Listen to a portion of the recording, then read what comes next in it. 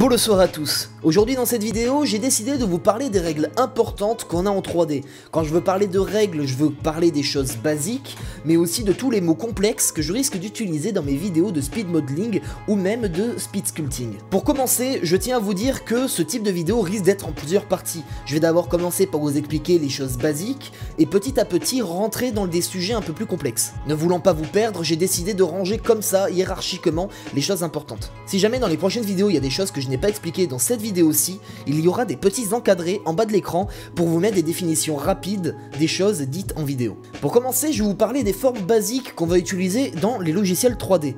Personnellement, j'utilise 3ds Max et Maya, donc je vais vous donner les noms qui sont utilisés dans ces logiciels. Les axes. Vous connaissez les fonctions, ça fait peur ce mot, hein. Et bien dans les fonctions, vous travaillez sur X et Y, c'est une forme 2D. Et bien en 3D, on rajoute un autre axe, qui est l'axe Z, la profondeur. Voilà, je voulais juste vous parler de ça, donc ça va arriver quand on va vouloir sculpter, on va dire travaille sur ton axe Z, travaille sur ton axe Y, travaille sur ton axe X. C'est très simple, mais il fallait absolument que je vous en parle pour pas que vous soyez perdus dans la suite de cette vidéo. Les formes basiques. Il faut savoir que quand on travaille dans la 3D, il y a de grandes chances qu'on travaille par la suite avec des gens qui parlent anglais. De plus, dans les forums, si jamais vous vous posez des questions dans la 3D, il y a la majorité qui parle anglais. Donc, sur un point de vue technique, je vous conseille d'installer les versions anglaises de vos logiciels 3D préférés. C'est pour ça que la première forme, on va l'appeler la box. Si jamais on devait traduire cette forme en français, ce serait un pavé. La box c'est basique, c'est un cube mais qui peut être allongé, c'est pas forcément un cube, c'est juste une forme cubique. Ensuite, nous avons la sphère, les cylindres, et pour finir, les torus. Il arrive très souvent qu'on utilise des formes un peu plus complexes qui ne se trouvent pas dans la première page des formes. Mais comme je vous l'ai dit, je vous parlerai de ces formes-là dans une autre vidéo. Les formes 2D. Quand on travaille dans un logiciel 3D, il arrive aussi qu'on travaille avec des formes 2D. L'une des plus connues, si ce n'est la plus connue, s'appelle la plane. Un plan, c'est juste une plane. Donc en gros, si je le mets à plat devant la caméra, elle disparaît. On s'en sert pour créer des murs, pour mettre une image de référence, ou bien pour créer un sol, tout simplement. Il y a d'autres utilités pour la plane, mais on va rentrer doucement dans le sujet. C'est la première vidéo.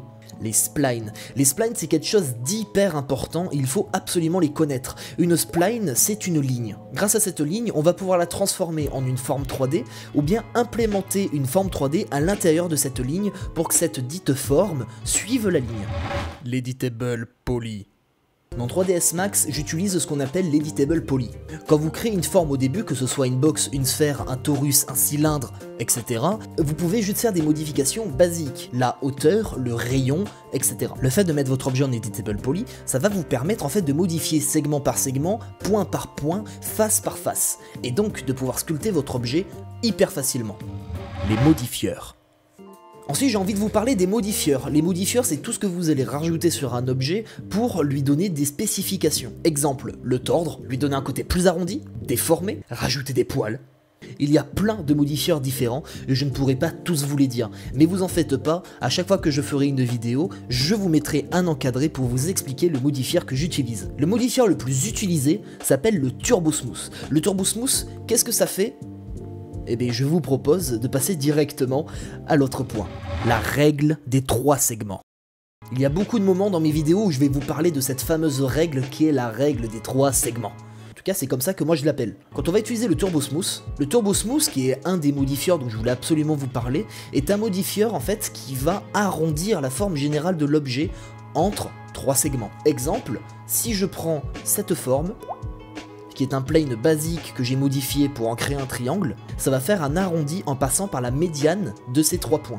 Ensuite, si j'ajoute 2 segments de part et autre du segment du milieu, ça va créer la médiane donc de ces 3 segments, et vu qu'ils sont plus rapprochés, ça va créer un angle plus abrupt et donc moins arrondi. Et ça, on va l'utiliser beaucoup de fois en 3D pour pouvoir créer des angles arrondis, mais pas trop non plus. C'est ce qu'on appelle la règle des 3 segments. C'est ajouter des segments pour pouvoir avoir un angle moins arrondi. La rotopologie. La rotopologie, c'est un mot qui fait très peur. Même moi, qui fais de la 3D depuis 2 ans, quand j'entends 2 mots, ça me met des frissons. Rotopologie. Il faut savoir que chaque forme 3D est constituée de quadrilatères. Un quadrilatère, c'est simple, c'est une forme géométrique constituée de 4 côtés. Et bien quand on va faire de la 3D, il faut savoir que c'est constitué de polygones. Vous avez déjà sans doute entendu parler de ce terme. Les polygones, c'est un ensemble de figures qui va constituer la forme 3D finale. Eh bien un polygone est un quadrilatère.